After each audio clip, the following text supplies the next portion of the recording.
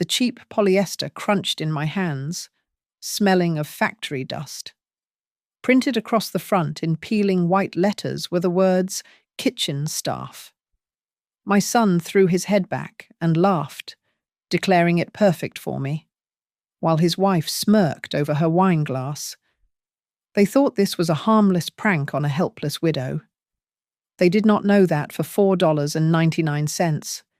They had just bought themselves a war they could never win. My name is Eleanor Brooks. I am 58 years old, and until 2 years ago, I was a senior analyst for the Federal Civil Resources Bureau. My job was to look at failing infrastructure projects and determine if they could be salvaged or if they needed to be condemned. I was good at it. I could look at a bridge and tell you exactly where the stress fractures were hiding before the concrete ever cracked.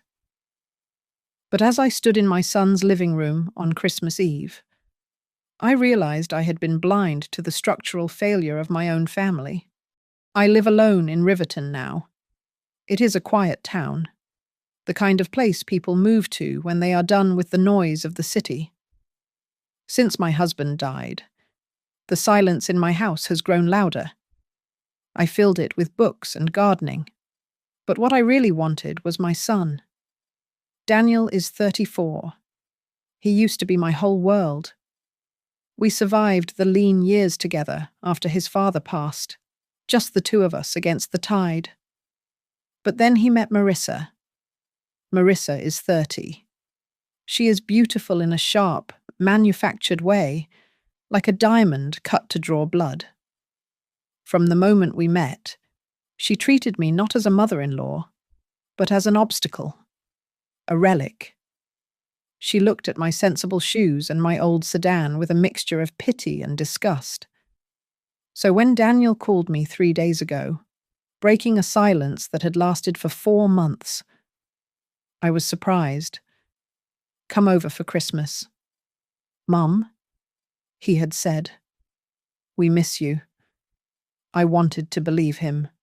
I ignored the instinct, the one I had honed over 3 decades in the Bureau, that told me sudden changes in behavior always signaled a hidden agenda. I baked my apple pie. I drove over the river with a heart full of fragile hope. I thought this was a truce. I was wrong. It was an ambush. The evening started awkwardly.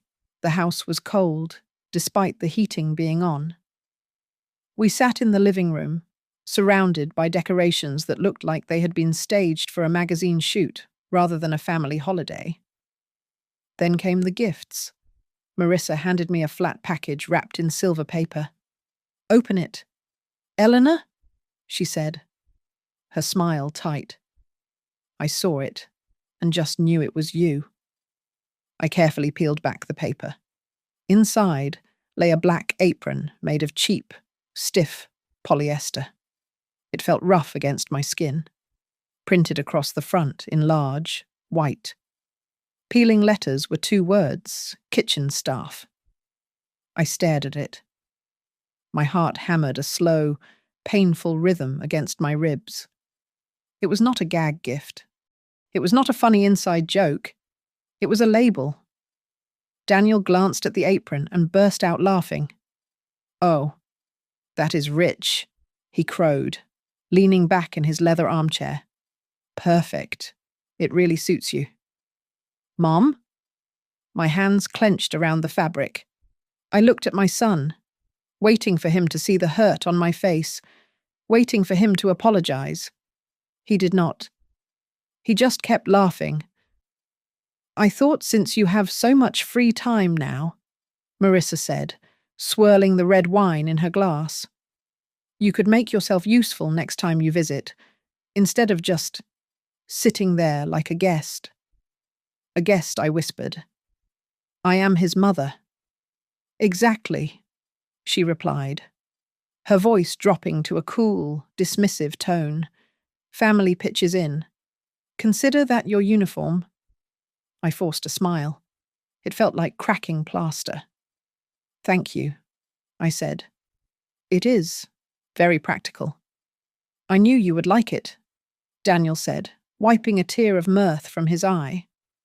The cruelty was casual. That was what hurt the most. They did not even feel the need to hide their disdain. I felt a sudden need to escape, to breathe air that did not reek of expensive perfume and betrayal.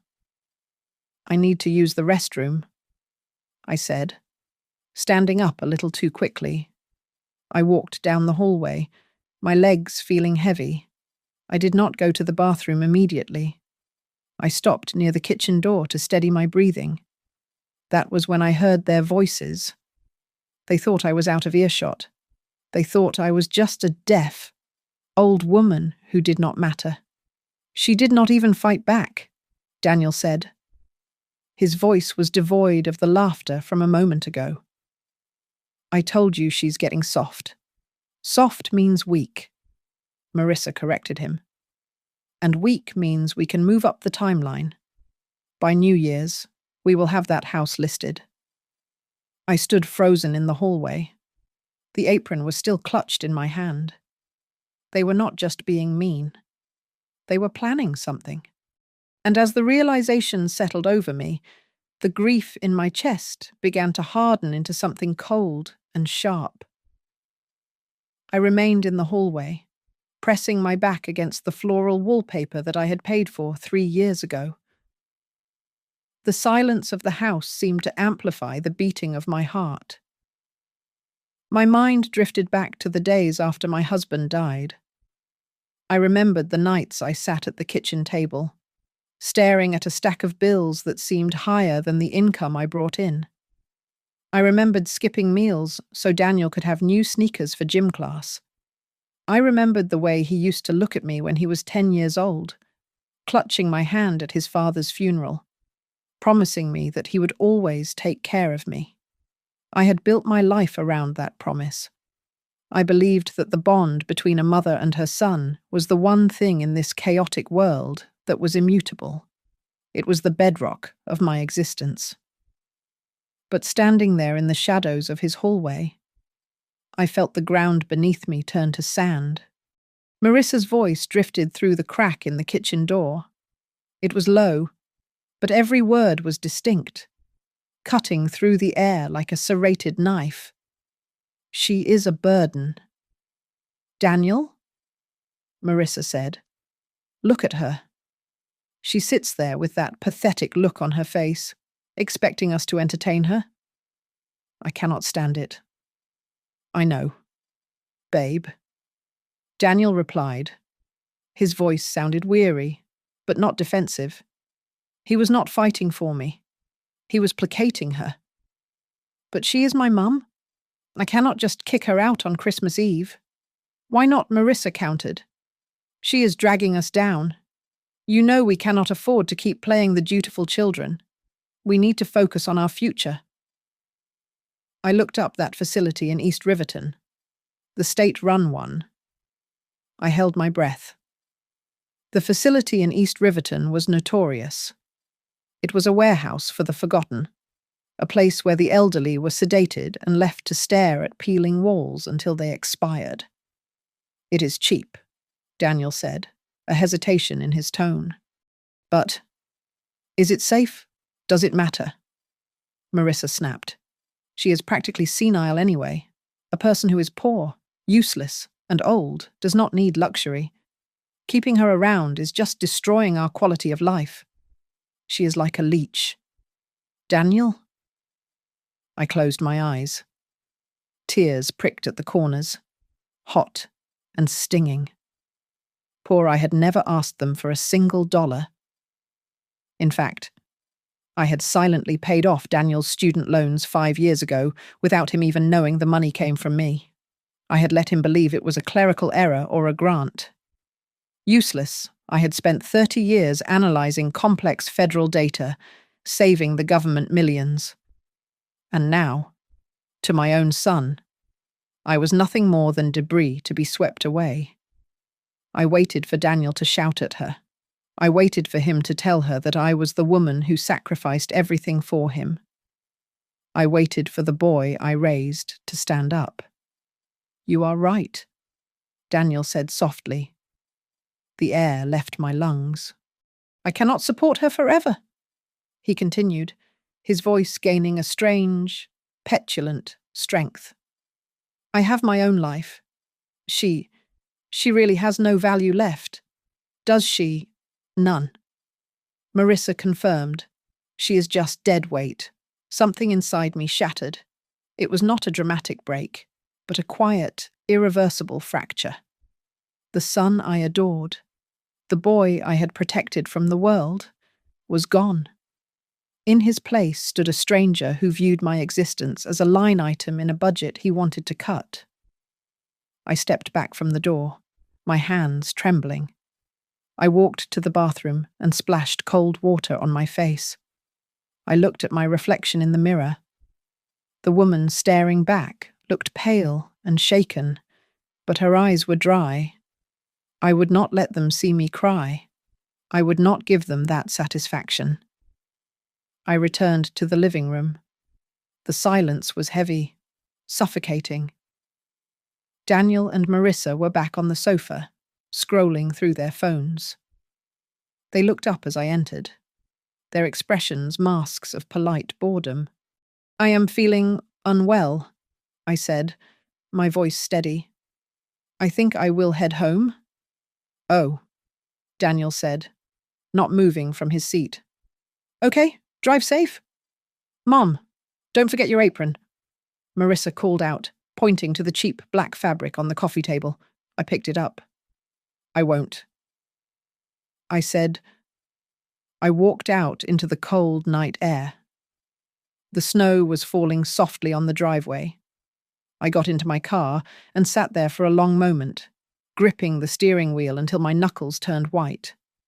My heart felt like it had been put through a grinder, but as I turned the key in the ignition, I realized something else was rising beneath the pain. It was clarity. They thought I was finished. They were wrong. I tossed the bag onto my kitchen table. The black apron slid out, and with it, a crumpled slip of white paper fluttered to the floor. I bent down to pick it up. It was the receipt. Marissa had not even bothered to remove it. The price was printed clearly at the bottom, $4.99. She had valued my dignity at less than the price of a sandwich. I walked to the bedroom and knelt before the closet. Behind the rows of winter coats and old cardigans sat a heavy steel safe disguised as a stack of shoeboxes. I spun the dial. The click of the lock opening was the only sound in the silent house. Inside lay a battered cardboard box that belonged to my late husband. To the outside world, I was Eleanor the pensioner, surviving on Social Security and a meagre retirement fund. I clipped coupons. I drove a 10-year-old car. I had crafted this image carefully because I wanted to be sure that the people in my life were there for me, not for what I could give them. I pulled out the thick file folder. The documents inside detailed the settlement from the industrial accident that had taken my husband, along with the aggressive, high-risk investments I had made in the tech sector 20 years ago. I ran my finger over the bottom line of the most recent bank statement. $11,842,000. They think I am destitute, I whispered to the empty room. They think I am weak. I sat back on my heels, the cold logic of my former life washing over me. In my years at the bureau, I did not just look at buildings. I looked at patterns. I looked for the subtle signs of decay before the collapse. Now, I turned that gaze upon my son. The signs had been there all along. Daniel had started small, borrowing $200 here, $500 there. He claimed it was for car repairs or unexpected bills. Then came the emotional distance. He stopped calling on Sundays. He stopped asking about my health. It all started 18 months ago, exactly 1 month after he met Marissa. My phone rang, startling me. It was Mrs. Higgins, my neighbor, a woman who treated gossip like a competitive sport. Eleanor, honey, Mrs. Higgins chirped. I saw you leave Daniel's place early. Is everything all right? I had a headache. Martha? I lied. Just a migraine. Oh, well, that is a shame, she said, lowering her voice to a conspiratorial whisper. You know, I was speaking to my cousin in Oak Creek yesterday. She knows Marissa's family. She told me the most terrible thing about Marissa's mother. My grip on the phone tightened. What about her? She is in a state home, Martha said. A terrible place. Apparently.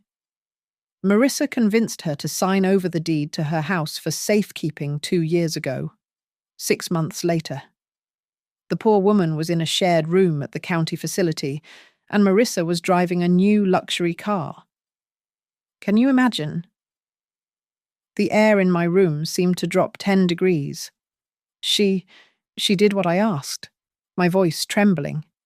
She took everything, Martha confirmed. And the mother. She has not had a visitor in over a year. I hung up the phone without saying goodbye. The pieces of the puzzle slammed together with a violent clarity. The apron was not a joke. The comments about me being a burden were not just cruelty, they were conditioning. They were breaking down my self-esteem to make me pliable.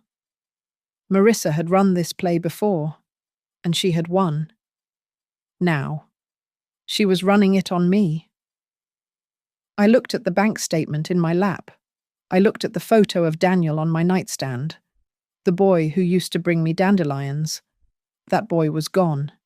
In his place was a man who was conspiring to put me in a cage so he could spend my money on his wife. I stood up. The tears that had threatened to fall earlier were gone. My eyes were dry, my hands were steady. I walked to my desk and opened my laptop. It had been 3 years since I had logged into the databases I used to frequent, but my fingers remembered the keystrokes. You want a war? I said to the dark screen. I will give you a war. I was no longer a mother grieving the loss of her son's love. I was a senior analyst identifying a threat.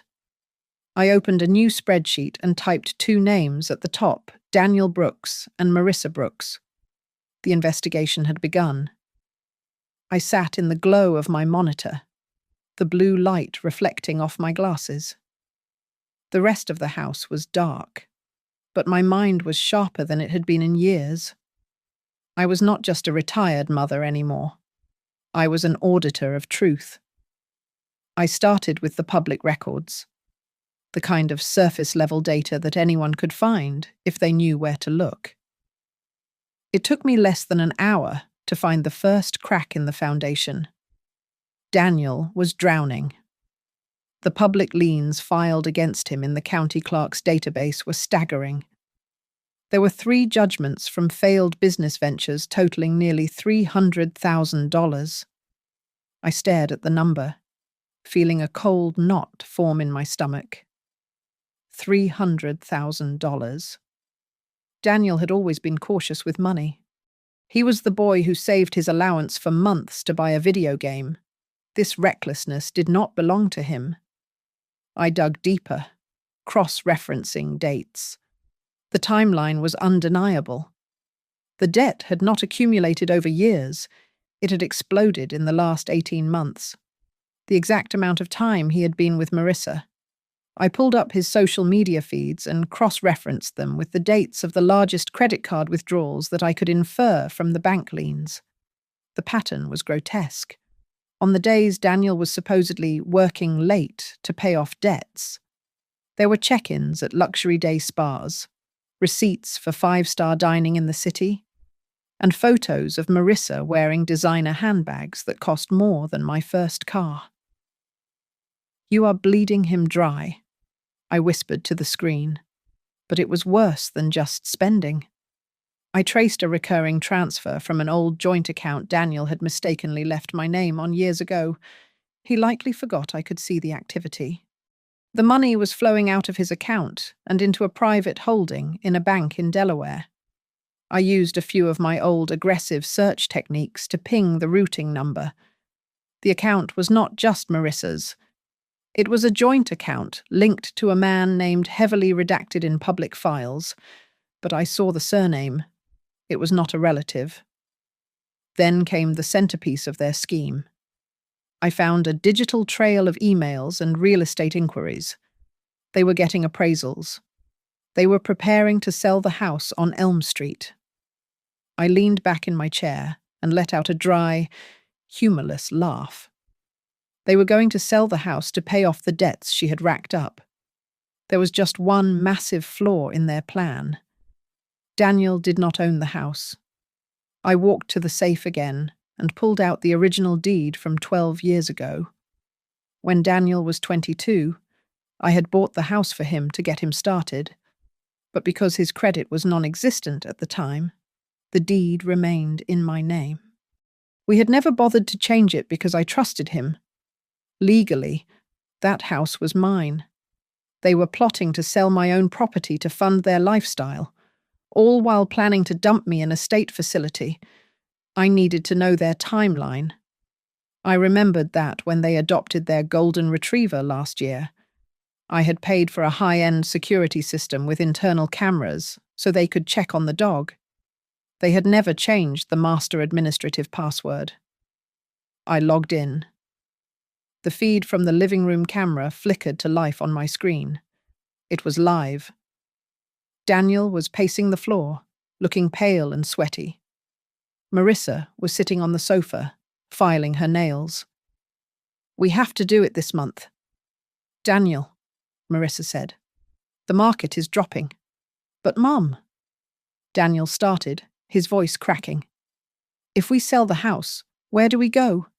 And if we put her in that home, is it really necessary so soon?" "We move to the city," Marissa replied, not even looking up. "And yes, it is necessary. We need the liquid cash, and we cannot have her hovering over us, asking questions about the sale price. She will notice if the money doesn't go into your account." "I feel sick about this," Daniel muttered. Marissa stood up and walked over to him, placing a hand on his chest. It looked like a gesture of comfort. But I saw the way her fingers dug into his shirt. It was a gesture of control. "Focus on us, baby." She cooed. "We deserve a fresh start. Once we sell this place, the debt is gone. We are free." She paused, and her face hardened into a look of pure malice that made my blood run cold. "Besides," she added, her voice dropping to a whisper that the microphone barely picked up, "sending her away is the final step. Once she is in the facility, we have power of attorney. We control everything." I hit the record button on my software. The file saved to my encrypted hard drive with a soft ping. I watched them for a moment longer. These two people who thought they were the predators. They had no idea they were locked in a cage with something much more dangerous than they could comprehend. I closed the laptop. My hands were not shaking anymore. I had the deed. I had the financial records. And now, I had the confession.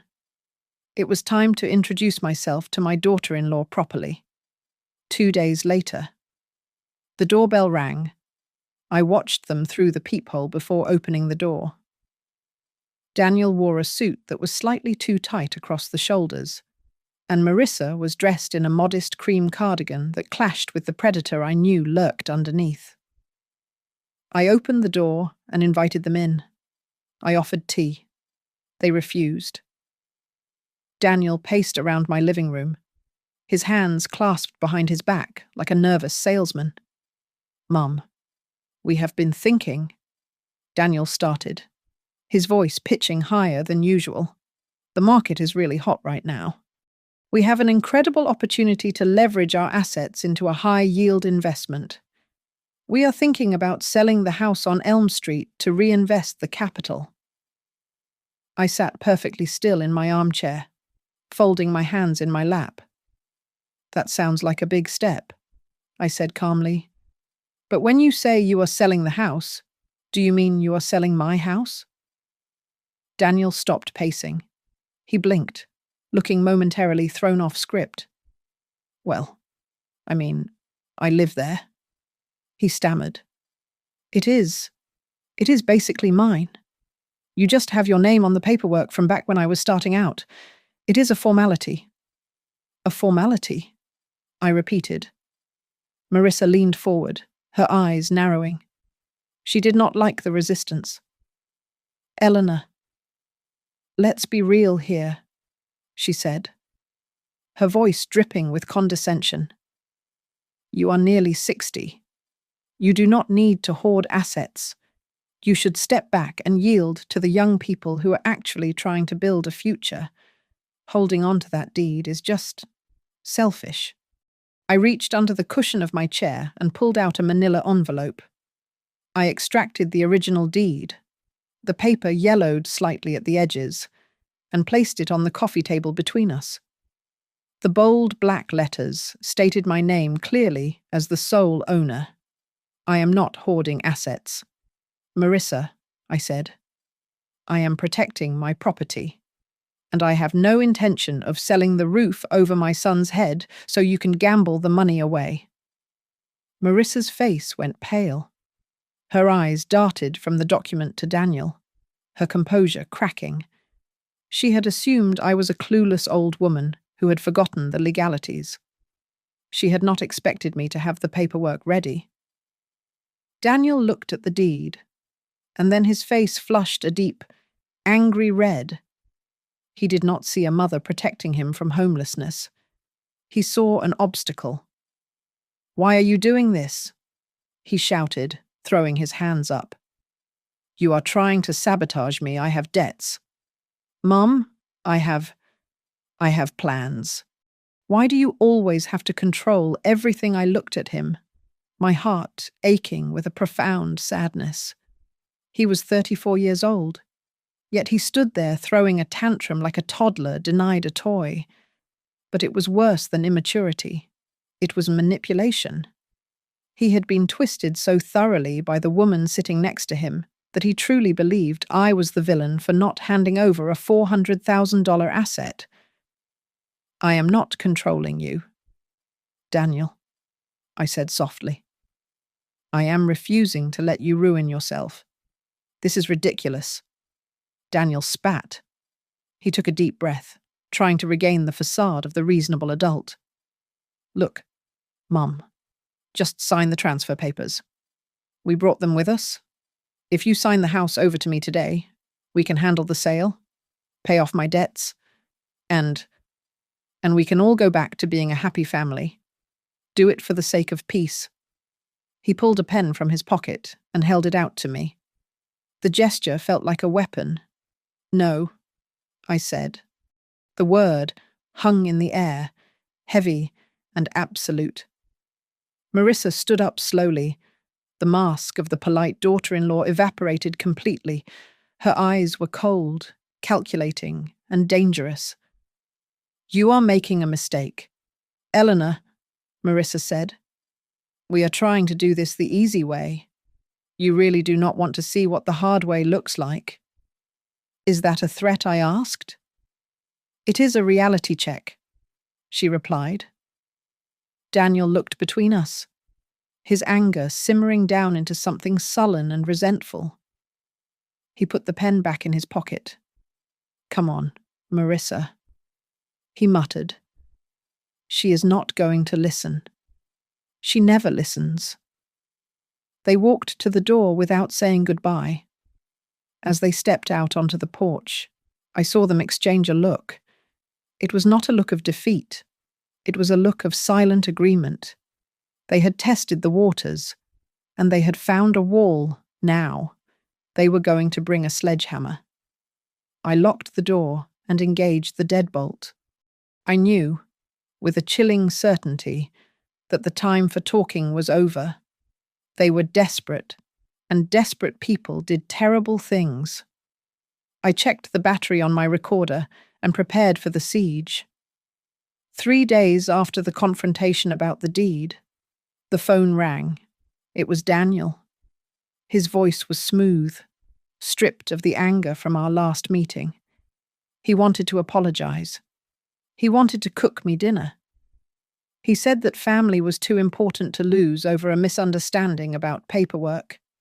I agreed to come, but I did not leave my instincts at the door.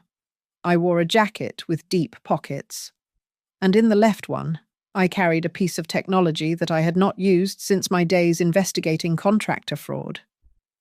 The mood at the table was suffocatingly polite. Marissa was playing the role of the gracious hostess, but her eyes were hard as flint. She kept hovering over my wineglass with a bottle of expensive red. "Drink up." "Eleanor," Marissa urged, splashing a heavy pour into my crystal goblet. "It will help you relax. You look so tense lately." "I am fine. Thank you," I said. "Oh, come on." "Mom," Daniel added, slicing his steak with aggressive precision. "Celebrate with us? To new beginnings?" I lifted the glass to my lips, but did not swallow. Every time they looked at each other, which was often sharing silent, conspiratorial glances, I tipped the liquid into the thick linen napkin on my lap. The red stain spread through the fabric, hidden beneath the table, while my head remained clear.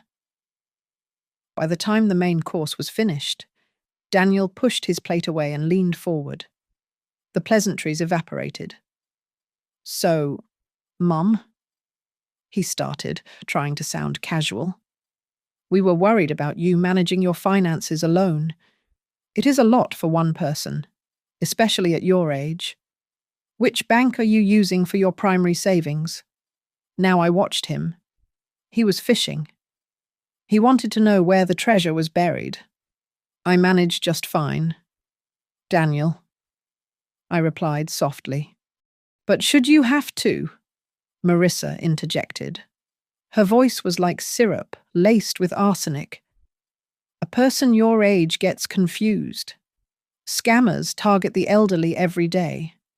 A person, an old person, really should not be managing that much money. It is irresponsible." I lowered my eyes, feigning a look of embarrassment. "I suppose. Sometimes I do forget where I put things." "Exactly," Marissa said, seizing on my admission. "We were looking into this wonderful facility. It is a bit of a drive, maybe 5 hours north. But it is very secure. They handle everything. You would not have to worry about bills or decisions ever again. 5 hours north. They wanted to isolate me. They wanted to put me somewhere where no one could hear me scream. And the house I asked, keeping my voice tremulous. "We would look after it," Daniel said quickly. "And your accounts," Marissa added, leaning in so close I could smell the wine on her breath. "We would get power of attorney, just for emergencies. Of course. But, at that point, we have full power to protect you." The words hung in the air. Full power. They were not just talking about selling a house anymore. They were talking about a conservatorship. They were planning to declare me incompetent, strip me of my legal rights, and drain my life's work while I rotted in a facility 500 miles away. I felt a cold shiver race down my spine, but I forced my hand to tremble as I reached for my water glass. I feel a bit dizzy," I stammered. Maybe you are right. Maybe I am getting too old to fight." Daniel's eyes lit up with a mixture of relief and greed. "We just want what is best for you. Mom, I need to think," I said, pushing my chair back. "I need to go home and rest." "I will. I will look at the papers tomorrow." "Of course," Marissa said, smiling like a cat that had just cornered a mouse. "Take your time. We can sign everything in the morning. I stood up, gripping the edge of the table for support. I let the linen napkin drop to the floor. Oh, clumsy me, I muttered. I bent down to retrieve it. In the shadow of the tablecloth, hidden from their view, I pulled the small, black magnetic recorder from my pocket, with a swift, practiced motion. I stuck it to the metal underside of the dining table. It was activated and rolling. "I will see you tomorrow," I said, straightening up. I walked out of the house, my steps slow and heavy until I reached my car. As soon as the door clicked shut, I dropped the act. I drove down the block and parked in the shadows, pulling out my receiver. I put the earpiece in. Back in the dining room, the audio came through crisp and clear. "I told you she would fold." Marissa's voice crackled in my ear. "She is weak. I still feel bad," Daniel said, though he sounded less conflicted than before. "Putting her in that home, it is basically a prison. Marissa, it is necessary." She snapped. "Once she signs that power of attorney, we liquidate the assets, pay off your mess, and the rest is ours. She will be too medicated to know the difference." I sat in the dark, listening to them plot the destruction of my life. They thought they had won. They thought they were dealing with a confused widow. They had no idea they had just handed me the evidence that would bury them. The next morning, I did not go to the bank. Instead, I drove to a nondescript office building on the edge of town to see Robert Vance. Robert was more than just a lawyer. He was one of the few people left who knew exactly what I used to do for a living. He listened to the recording I had made under the dining table, his face hardening into a mask of professional fury. "This is conspiracy." "Eleanor," Robert said, leaning across his mahogany desk. "We have enough here to get a restraining order today. We can freeze them out before lunch." "No," I said, my voice firm. "A restraining order is a piece of paper. Marissa will find a way around it. I need something permanent. I need to make sure that even if they succeed in declaring me incompetent, they get absolutely nothing." We spent the next 4 hours restructuring my entire estate. We created an irrevocable trust, a financial fortress that moved my $11 million out of my personal name and into a locked entity. I appointed a neutral third-party trustee. The terms were brutal in their simplicity. If I were ever declared mentally unfit or placed in a facility against my will, the trust would freeze. Not a single penny could be withdrawn for my care or maintenance without the direct approval of a federal auditor. Furthermore, I executed a new will. Daniel was removed as the beneficiary. In his place, I named a charity for veterans. "You understand what this means?" Robert asked, tapping his pen on the document. "If they force you into that home, they will be guardians of a pauper. They will be legally responsible for your bills, but they will not have access to your assets to pay them." "That is exactly what I want," I replied. "I want them to hold the keys to an empty vault." Robert sighed and pushed the papers toward me for signature. "You should still take this recording to the Elder Protection Council immediately. Let the state handle this." "I will," I said, signing my name with a steady hand. "But not yet.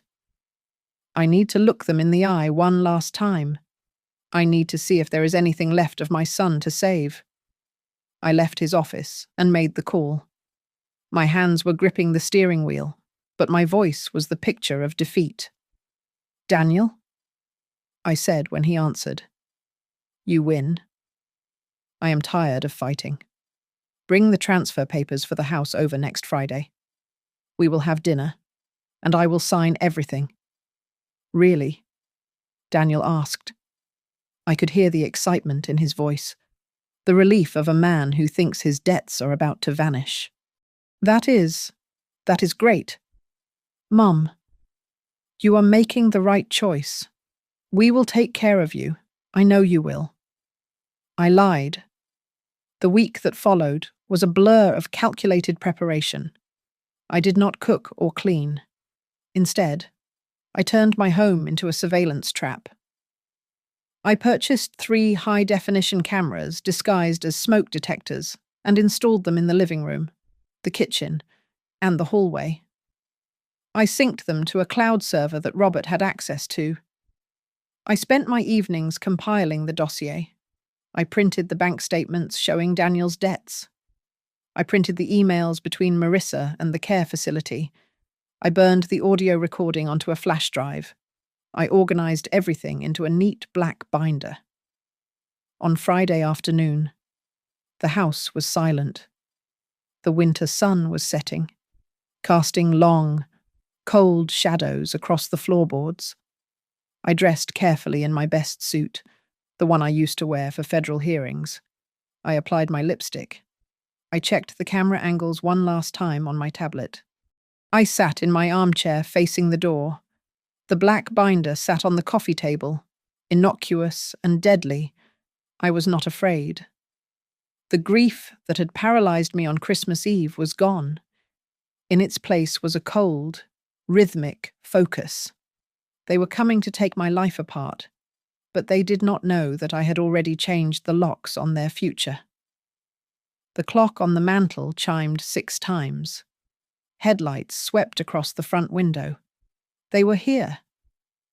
Daniel and Marissa walked through the door with the confident stride of people coming to collect a prize. Daniel was carrying a thick blue folder tucked under his arm, and Marissa was actually smiling. It was a wide, bright smile that did not quite reach her eyes, the kind a shark might offer before closing its jaws. "Hi, Mum?" Daniel said, his voice loud and jovial. "It is good to see you. You look rested." "I am," I said, stepping aside to let them in. "Please, sit down." I made tea. I gestured to the living room, where the coffee table was set with my best china. I had placed the black binder I prepared yesterday underneath a stack of magazines, hidden in plain sight. They sat on the sofa, side by side, a united front of greed. I sat opposite them in my high-backed armchair, my hands folded calmly in my lap. I poured the tea slowly, watching the steam rise, dragging out the moment. Marissa did not touch her cup. She tapped her manicured fingernails against the leather of her purse. "This is lovely. Eleanor," she said, cutting straight to the chase. "But we really should get the paperwork out of the way first. We have a dinner reservation at 8 to celebrate." "Celebrate?" I asked, tilting my head slightly. "The new chapter," Daniel said quickly, pulling the blue folder from under his arm. He spread the documents out on the table, pushing aside the magazines and revealing the black binder beneath them, though he did not notice it yet. "I have the transfer deed right here. I flagged the signature lines with yellow tabs. It is standard stuff. Once you sign, we can handle the rest." Marissa reached into her bag and produced a heavy, expensive fountain pen. She uncapped it and held it out to me. "Let's just sign and get it done," she said, her voice tight with anticipation. "No need to drag it out." I looked at the pen. Then I looked at her. I smiled, but I made sure there was no warmth in it. "You are right," I said softly. "There is no need to drag this out any longer. I agree completely." "Great." Daniel exhaled, his shoulders dropping in relief. "Here, sign on the line." "I will not be signing that," I said. Before they could process my words, I reached forward and pushed their blue folder aside. I placed my hand on the black binder and flipped it open. Inside, resting on top of the financial spreadsheets, was my phone. I pressed the play button. The sound was crystal clear in the quiet room. It was the recording from 3 nights ago, amplified by the Bluetooth speaker I had hidden behind the sofa. Once she signs that power of attorney, we liquidate the assets, pay off your mess, and the rest is ours. She will be too medicated to know the difference. The color drained from Daniel's face instantly. He looked like he had been struck physically in the chest. Marissa froze, her hand still extended with the pen, her mouth falling open in a silent gasp. I let the recording play on. Sending her away is the final step. Once she is in the facility, we have power of attorney. We control everything. I stopped the playback. The silence that followed was heavy and suffocating. Marissa stood up abruptly, knocking the coffee table with her knee. The teacups rattled in their saucers. "What is this?" she hissed, though I could hear the tremor of panic in her voice. You recorded us. Sit down. Marissa," I said. My voice was not loud, but it carried the authority of 3 decades in federal investigations. "This is illegal," she shouted, pointing a shaking finger at me. "You cannot do this?" "Actually, under state law, I can record conversations in my own home if I am a party to them," I replied calmly. But that is not the point. The point is that I know everything. I know about the $300,000 in debt. I know about the joint account with the man in Delaware. And I know about your plan to drug me and lock me away. Daniel stared at me, his eyes wide and watery. He looked from the binder to me, and for the first time, he saw the mother he had underestimated. "Mom," he stammered, his voice barely a whisper. "Mom." "What? What are you doing?" "I am establishing the record," I said, looking him dead in the eye. "From now on, everything you say is evidence. Every word, every text, every attempt to contact me. It is all being documented." "You are crazy." Marissa spat, grabbing Daniel's arm. "Come on, Daniel. We are leaving." She is obviously having a breakdown. "I am not the one breaking down," I said, standing up slowly to face them. "I have already sent copies of this recording, along with your financial records, to my attorney. I have also restructured my entire estate into an irrevocable trust, if I am declared incompetent, or if I die under suspicious circumstances. Every single penny goes to charity. You will get nothing. Ever." Daniel looked at Marissa, then back at me. He looked terrified. "Mum, please," he said, tears beginning to form. We were desperate. "We can fix this." "I am fixing it," I said coldly. "I am removing the cancer from my life." "You are bluffing," Marissa sneered, though she was backing toward the door. "You would not do that to your own son. Try me." I challenged her. "I have already scheduled a meeting with the Elder Protection Council for Monday morning. Unless you want the police involved immediately, I suggest you leave my house. Now." "Mum." "What are you planning?" Daniel asked again, his voice cracking.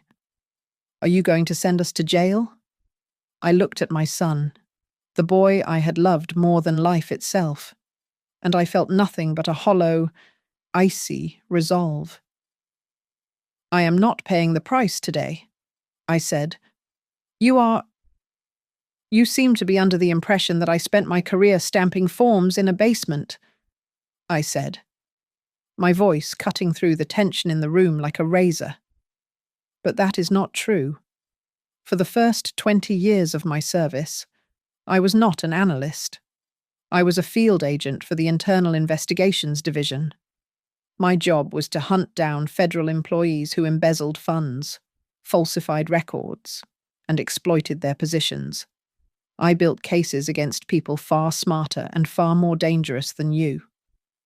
I watched the realization hit Marissa. Her arrogance faltered, replaced by a flicker of genuine fear. She had thought she was playing a game of chess with a novice, only to realize I had been the grandmaster all along. What you have done, I continued, pointing to the binder, is not a family dispute. It fits the legal definition of elder financial abuse, conspiracy to commit fraud, and attempted involuntary commitment. In this state, those are not just civil matters. They are felonies. You are insane, Marissa stammered, though she took a step back. We were just trying to help you. No judge will believe this paranoid fantasy. I reached into the folder and pulled out a stapled document with a blue cover. This is a letter from Robert Vance. He has already compiled the evidence of your previous activities in Oak Creek. We know about your mother, Marissa. We know how you isolated her, how you took her home, and how you left her in that state facility with nothing. This document proves a pattern of predatory behavior. It proves intent. Marissa's face turned a sickly shade of grey. She opened her mouth to speak, but no sound came out. And just so you know, I am not bluffing, I said, picking up my phone. I dialed the number for the Elder Protection Council on speakerphone. It rang twice before a stern voice answered. Director Miller speaking. Director. This is Eleanor Brooks, I said, keeping my eyes locked on Daniel. I have the individuals we discussed in my home. They have attempted to coerce a signature for a property transfer under duress. I am formally activating the protective protocol. Understood. Mrs. Brooks. The voice boomed through the quiet room. Do you require law enforcement assistance at this time? Not yet, I replied. I am handling the eviction myself, but have the file ready for the district attorney by Monday. We will be ready, Miller said. I hung up. The silence that followed was absolute. Eviction, Daniel whispered. His legs seemed to lose their strength, and he slumped onto the sofa, looking small and broken. Mom? What are you saying? The house on Elm Street, I said, my voice devoid of pity. You live there because I allowed it. You do not own a single brick of that building. And since you tried to sell my property out from under me, I am revoking your privileges. You can't. Daniel gasped. Where will we go? That is not my problem, I said. You have 24 hours to vacate the premises. I have hired a locksmith to change every lock on the property at noon tomorrow. Anything left inside after that time will be considered abandoned property and will be donated to charity. No, Daniel cried out, sliding off the sofa to his knees. He reached out toward me, his face wet with tears. Mom, please, I am your son. You can't throw me on the street, I didn't know. She told me it was for the best. She said you were sick. Please. Mom, I am sorry. I looked down at the man weeping on my rug. I searched his face for the little boy I had raised, the one I had protected from every storm. But I could not find him. I only saw a weak man who had traded his mother's dignity for a quick payout. He was a stranger to me. Get up, I said coldly. You look pathetic. Marissa grabbed his shoulder and yanked him backward. Stop begging her. Daniel. She is bluffing. She won't do it. She's not bluffing. Daniel screamed, tearing himself away from his wife. She called the director. It is over. Marissa. It is over. Get out, I commanded, pointing to the door. Both of you. Get out of my house before I call the police and have you dragged out in handcuffs. Marissa glared at me, her chest heaving with rage. Her mask was gone, revealing the ugly, twisted thing beneath. "You will regret this. Eleanor," she shrieked, her voice cracking. "You will die alone in this house. You will rot here, and no one will care. I would rather rot alone than live with a snake." I replied. Daniel stumbled to his feet, sobbing into his hands, unable to even look at me. He shuffled out the door. A broken man. Marissa lingered for 1 second longer, her eyes filled with venom, before turning and storming out into the night. I walked to the door and slammed it shut, turning the deadbolt with a loud, satisfying click. They were gone. And for the first time in months, the air in my house felt clean. The week following their departure, the dominoes began to fall with satisfying precision. It turned out that my report to the Elder Protection Council was merely the first thread to unravel. Once the authorities started pulling, the entire tapestry of Marissa's life came apart.